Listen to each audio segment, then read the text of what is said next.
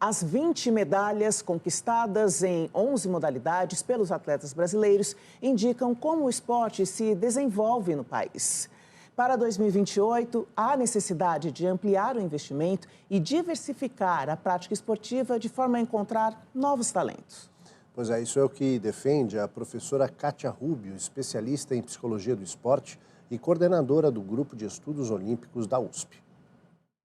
Eu diria que os atletas foram muito bem, pelas circunstâncias, pela situação em si.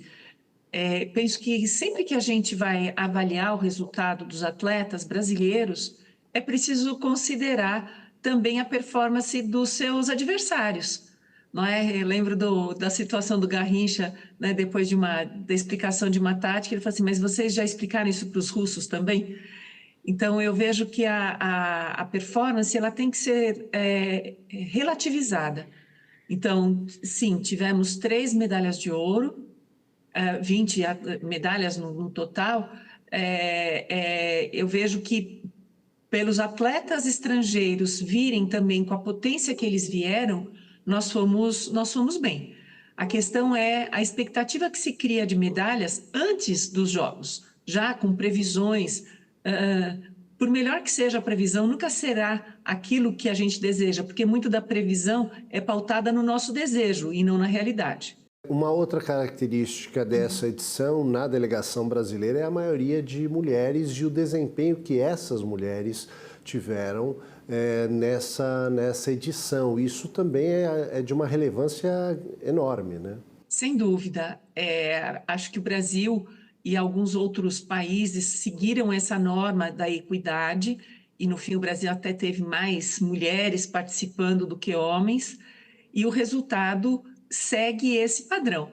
Agora, Aldo, é muito interessante que nós do Grupo de Estudos Olímpicos, pelos dados que nós temos das nossas pesquisas, nós previmos essa condição em 2012.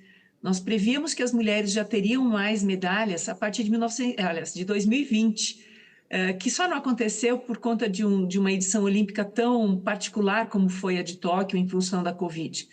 Mas os nossos estudos já apontavam que as mulheres seriam maioria em performance do que os homens nesse momento em que nós vivemos. É um orgulho por toda a história das mulheres olímpicas brasileiras, por tudo aquilo que lhes foi negado, e no momento em que elas conseguem ter treinamento digno, condições de trabalho dignas, elas performam. A gente conquistou 20 medalhas, mas foram 20 medalhas em 11 modalidades. Também existe aí uma diversidade de modalidades nas quais os atletas brasileiros conseguem chegar nesses resultados. Isso também fala um pouco sobre a política de esporte no país, de alto rendimento?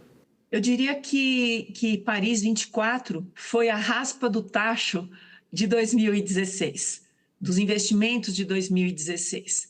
Então, ainda nós temos um efeito residual dos investimentos feitos para 2016, que não se repetirão em Los Angeles 2028, não é? Então, sim, nós temos medalhas importantíssimas nas novas modalidades, que ainda não existiam no Rio de Janeiro, que são as modalidades jovens, que são as modalidades do efeito da Agenda 2020 do COI, não é? Que é aposta no rejuvenescimento dos Jogos, que foram um sucesso. Não é? É inegável o sucesso das novas modalidades agora em Paris e o desejo de continuidade dessas modalidades. E temos também as modalidades mais tradicionais que se referenciam num passado glorioso, não é? Que é o voleibol, o vôlei de praia, que é o judô, que é o futebol feminino, que felizmente voltou ao pódio depois de tantas batidas na trave e que essas meninas mereciam muito essa medalha. Então, independente do metal, o que importa é que essas mulheres, depois de muito desprezo, conseguem mostrar ao que vieram nos Jogos Olímpicos e no esporte. A senhora citou Los Angeles, o que esperar e o que é necessário para garantir uma boa participação brasileira lá?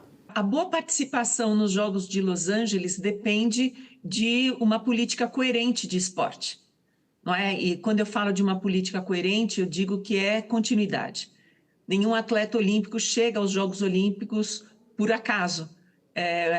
O resultado olímpico ele se dá a partir não só de investimentos, mas de um treinamento que envolve muito cuidado e continuidade. Então, se não houver essa continuidade nas políticas públicas e também na preparação dos atletas, é difícil nós fazermos uma previsão de medalhas que seja alcançada. Ou seja, a previsão de medalhas vai ficar muito no plano do desejo e muito menos no plano da execução de um planejamento bem feito. Não se pode esperar que o fruto de um bom desempenho esportivo venha de ações isoladas ou individuais.